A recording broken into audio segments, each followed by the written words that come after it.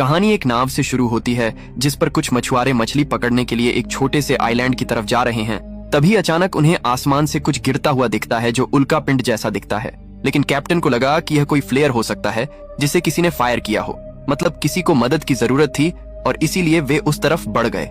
हालांकि उन्होंने कभी नहीं सोचा था कि यह चीज उनके लिए कितनी डरावनी होगी। जब वे वहां पहुंचे तो कोई अनजान चीज उन्हें बार बार पानी में खींच रही थी। यह पक्का कोई शार्क या मछली नहीं थी, क्योंकि यह इतनी ऊंचाई तक नहीं पहुंच सकती थी। यह जरूर कुछ ऐसा होगा जिसे पहले किसी ने नहीं देखा होगा। अगर किसी ने देखा भी होगा तो सदियों पहले देखा होगा। अब उस नाव पर सवार सभी लोगों ने वह चीज देखी, लेकिन वे किसी और को यह जानकारी देने के लिए जिंदा नहीं बचे, क्योंकि इस दुनिया में कोई भी जिंदा नहीं बचा था। सीन ओशो नाम के एक आदमी पर शिफ्ट हो जाता है जो हमेशा शराब के नशे में रहता है। हालांकि वह इस आइलैंड का डिप्टी इंचार्ज था, फिर भी वह अपनी शराब पीने की आदत नहीं छोड़ पाया। आज उसे एक नए ऑफिसर को लाना था जिसका ट्रांसफर इस आइलैंड पर हुआ था। लिजा ओशो के बिल्कुल उलट थी। उसका बर्ताव बहुत खुश मिजाज और चुलबुला था, लेकिन ओशो ने उसके सवालों का ठीक से जवाब नहीं दिया, लगातार उसे चुप रहने को कहा। पुलिस स्टेशन पहुंचने पर लिजा हेड से मिलती है जो थोड़ा ज्यादा पोलाइट है। वह उससे कहता है कि उसे किसी काम से आइलैंड छोड़ना है और इसीलिए उसने उसे बुलाया है ताकि वह इस छोटे से शहर को संभाल सके। लिजा अपनी जिम्मेदारी मान लेती है, लेकिन ओशो अपने हेड के कामों से खुश नहीं थे। उसने कहा कि वह सब कुछ मैनेज करने के लिए वहां है, तो लिजा को क्यों बुलाया गया? हेड ने जवाब दिया कि ओशो हमेशा नशे में रहते थे और उन्हें उनके काम पर भरोसा नहीं था।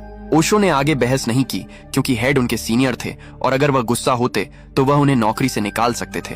इस बीच दूसरी तरफ हम समुद्र के किनारे दो मछुआरों को देखते हैं। एक दूसरे को बताता है कि वह आज कुछ पकड़ कर लाया है जो बहुत अजीब लग रहा है, लेकिन उसे नहीं पता कि वह क्या है। दूसरा मछुआरा उसे देखने जाता है। अचानक जो भी चीज थी उसने उस पर एक लिक्विड स्प्रे कर दिया। यह जहरीला नहीं था, इसलिए इससे उसे कोई नुकसान नहीं हुआ। जिस मछुआरे ने इसे पकड़ा था उसे लगा कि यह कोई कीमती जानवर या मछली हो सकती है, इसलिए वह इसे लेकर अपने घर के वॉश बेसिन में रख देता है ताकि यह पानी में जिंदा रह सके। इस तरह कुछ लोगों ने समुद्र के बाहर मरी हुई शार्क देखी जो बहुत अजीब था, क्योंकि ऐसा यहाँ पहले कभी नहीं हुआ था। इसलिए लिजा और ओशो इसे देखने जाते हैं। उनके साथ एक डॉक्टर भी था जो पहले ही वहां पहुंच चुका था। वह उन्हें बताता है कि ये शार्क आज नहीं बल्कि कई दिन पहले मरी थी। वह उन्हें उनके शरीर पर घाव दिखाता है जो असल में चट्टानों से टकराने की वजह से हुए थे। उनकी मौत इन्हीं की वजह से हुई थी। पड़ोसियों को यकीन नहीं हुआ क्योंकि ये कोई आम मछलियां नहीं थीं, वे शार्क थीं।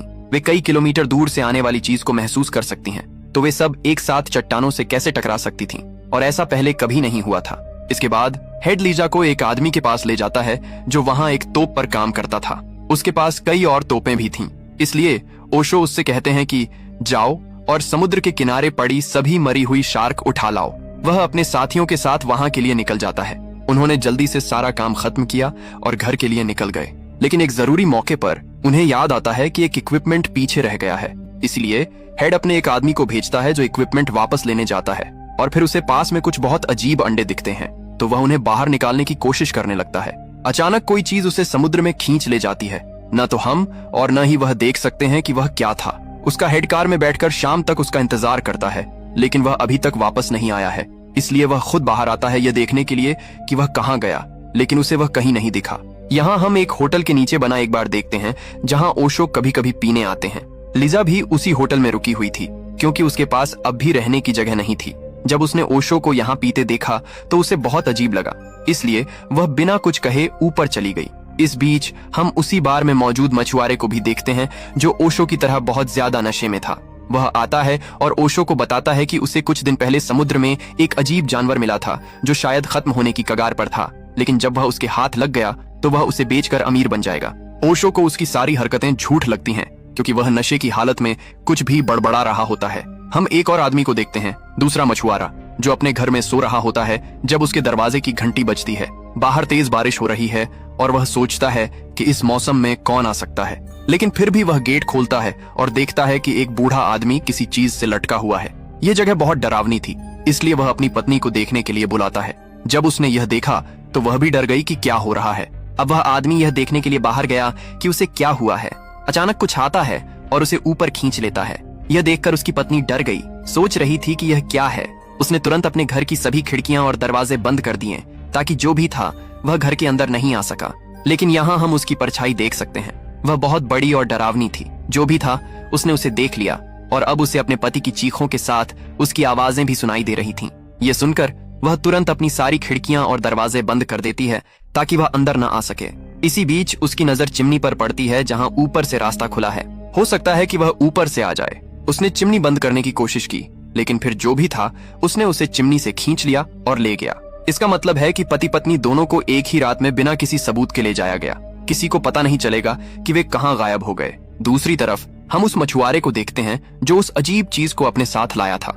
जब वह उसे देखने के लिए वॉशरूम गया तो उसने देखा कि लिक्विड हर जगह चिपका हुआ था और वह चीज अपनी जगह पर नहीं थी।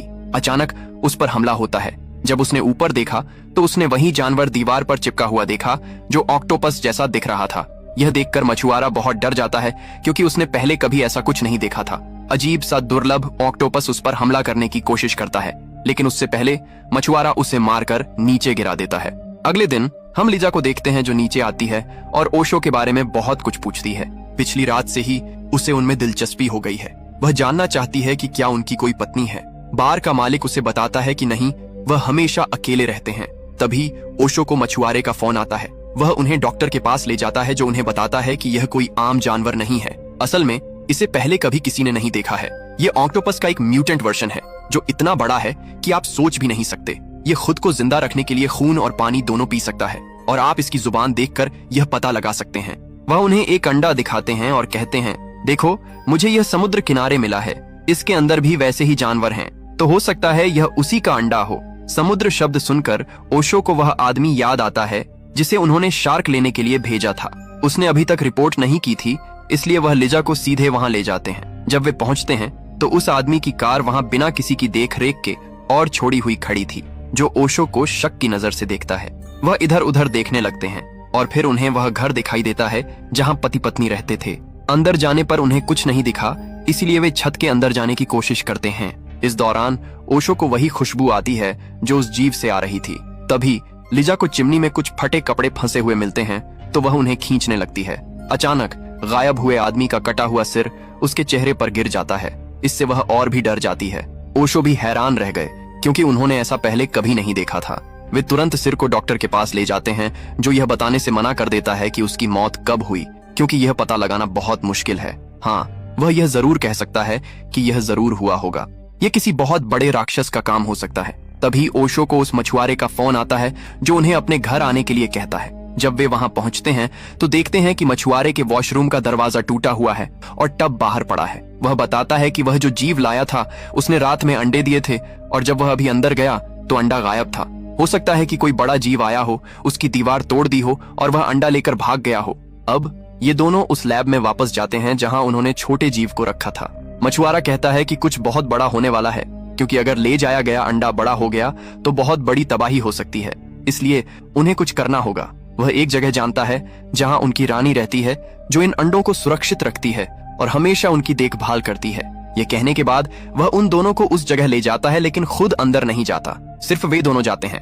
वहां पहुंचने पर उन्हें उस कैप्टन के कपड़े मिलते हैं जिसकी नाव शुरू में डूबी थी, मतलब वह भी इस जीव के हाथों मारा गया था। अब वे थोड़ा और अंदर जाते हैं और कुछ ढूंढते हैं। अंडे वहीं थे।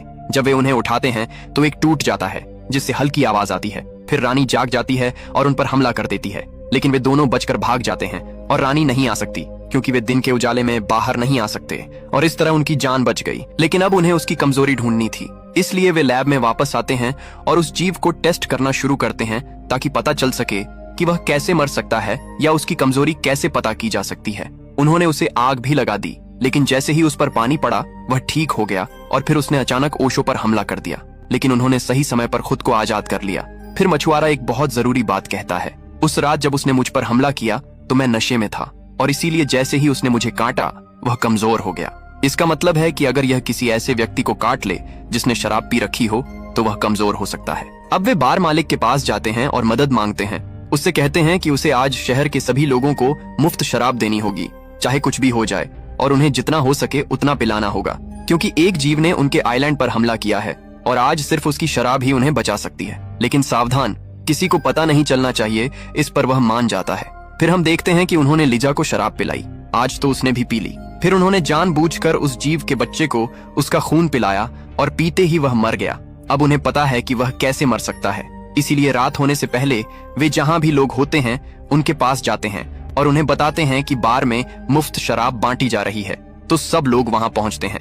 आज असल में एक तूफान आ रहा है जिससे बारिश होगी, तो इस बात का पूरा चांस है कि वह हमला करेगा। सब पहले से ही अलर्ट हो जाते हैं। सबके पास जो भी हथियार होता है वे सब अपने पास रख लेते हैं। इस बीच बार में सब लोग पूरी तरह नशे में थे। बाहर लीजा इतनी पीती है कि ओशो के सामने ही सब कुछ बता देती है कि वह उन्हें कितना पसंद करती है। हालांकि ओशो कुछ नहीं कहते क्योंकि उन्हें पता है कि वह नशे में है। दूसरी तरफ हम बार देखते हैं जहां एक आदमी को टॉयलेट जाना था। कोई पहले से ही वॉशरूम में था तो वह बाहर अपना काम खत्म करके चला गया। उसी समय बाहर तेज बारिश हो रही थी जिसकी वजह से अंडों से छोटे जीव निकलते हैं और उस आदमी पर हमला कर देते हैं। हालांकि वह उनसे बच निकलता है लेकिन बड़ा वाला उसे अपने अंदर खींच लेता है। तभी ओशो और लीजा भी वहां पहुंच जाते हैं, लेकिन जब वे बड़े वाले को देखते हैं तो हैरान रह जाते हैं क्योंकि अब उन्हें समझ नहीं आता कि उसका क्या करें। लीजा गलती से कार का सायरन बजा देती है जिससे वह जीव उनका पीछा करता है, लेकिन चालाकी से वे दोनों बार में घुस जाते हैं। लेकिन वहां भी उन्हें बुरी खबर मिलती है।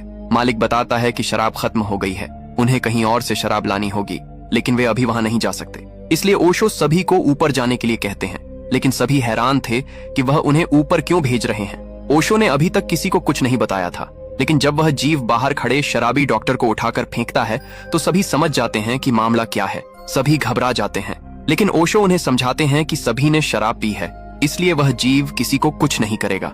लेकिन मैंने शराब नहीं पी है, इसलिए मुझे नीचे जाना होगा, नहीं तो सभी की जान खतरे में पड़ सकती है। लेकिन लीजा उन्हें एक आइडिया देती है। मैंने पास में कुछ तोपें देखी, अगर मैं वहां जाकर उन तोपों से उस जीव को रोकूं तो थोड़ी देर में सूरज की रोशनी आ जाएगी जिससे वह मर जाएगा और उसके अंडे भी मर जाएंगे। आइडिया अच्छा था, लेकिन इसे करना उतना ही खतरनाक था क्योंकि नीचे हर जगह छोटे छोटे जीव फैले हुए थे जिससे बचना मुश्किल था। लेकिन लीजा हिम्मत करके नीचे चली जाती है। फिर ओशो उसका पीछा करते हैं। वे दोनों उस तरफ पहुंचते हैं जहां ओशो उस जीव को अपने पास बुलाते हैं ताकि वह उसे जला सके, लेकिन उससे पहले वह उसे अपने टेंटिकल्स से पकड़ लेता है और नीचे गिरा देता है। लेकिन लीजा जल्दी से टोप को उस पर दबा देती है। हालांकि वह अपने टेंटिकल्स से ओशो पर हमला करता रहता है, लेकिन ओशो के हाथ में शराब की एक बोतल थी। वह उसे उस जीव पर डाल देते हैं जिससे वह उसे छोड़ देता है।